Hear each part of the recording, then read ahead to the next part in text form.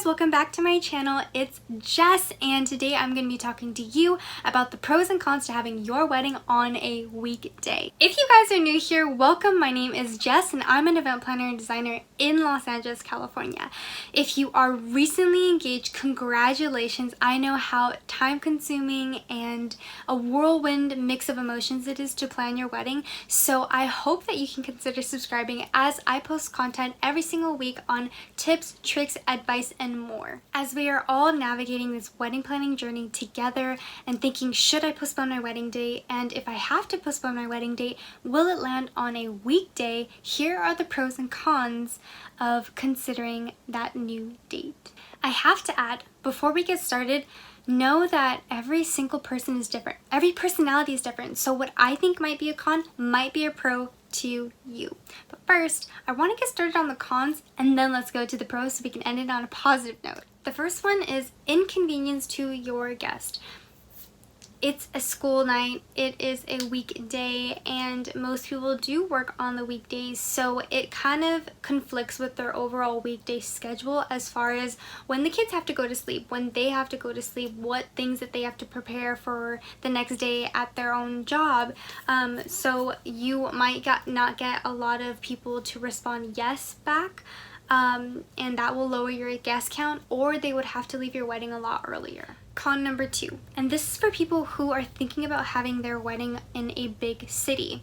Look at the dates around the date you're thinking of and see if there are any conventions happening around that week, because conventions last around 3 days and they can hold even more, just about 10,000 people in a convention alone. So that means that if you're in a big city, that eliminates a lot of parking for your guests. So make sure that you look into those dates and make sure that it doesn't really conflict with your venue and what you are needing for your wedding. Con number 3, vendor availability. Most vendors are going to be available on the weekday of your wedding, but there are other vendors too that might not be available as well, so make sure you check in and ask if they're going to be available on a weekday and if their business operates on a weekday too. That's also a very good question to ask them.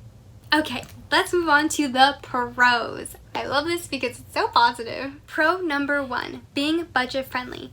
This means that whatever venue that you consider, look and ask them what are the pricing packages for having a wedding on a weekday. I guarantee you the prices are going to be significantly lower of having the wedding on a weekday compared to a weekend. Also, the food and beverage minimum that they'll have will also likely be a lot less. And when you're considering a budget, the key ingredient or thing in a wedding budget anyways is the guest count. And if you're having it on a weekday, most likely you're going to have a lot lower of a guest count than you were anticipating due to the fact of, again, as we were talking about in the previous cons, the inconvenience on guests. Aside from that, there's also discount rates. Even room blocks that you have for hotels might also have a cheaper rate, considering the fact that people pretty much travel on the weekends and not the weekdays, so there also might be a lower rate as far as hotel blocks.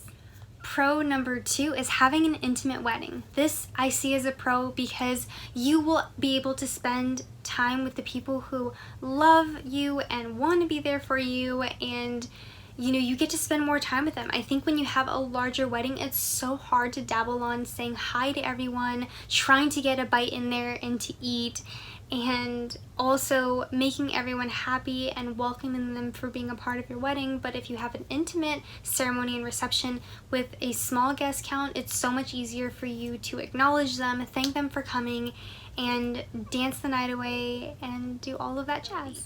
A lot of people are postponing their weddings all the way in 2021 and 2022, and there are only so many weekends in a year, so they're going to be booked super fast.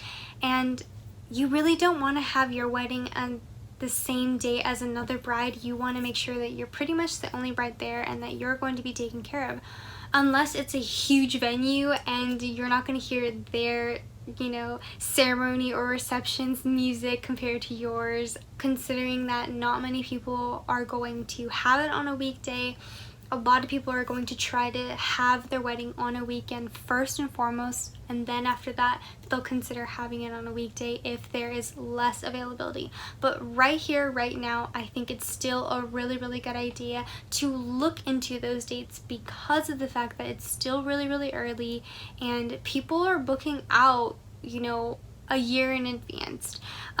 So if you're looking at getting married a little bit over a year from today when you're watching this, check out those dates because I guarantee you not many of them are taken, but for the weekends for sure a lot of them are taken. I hope you found these tips, these pros and cons, helpful on deciding whether or not you are going to go with a weekday wedding or a weekend wedding. Thank you so much for watching this video all the way through. If you have any suggestions on any future videos that you would like me to make, please comment down below. If you enjoyed watching this video, please make sure to give it a big thumbs up and also subscribe. Thank you again for being a part of this YouTube family and having me a part of your planning journey.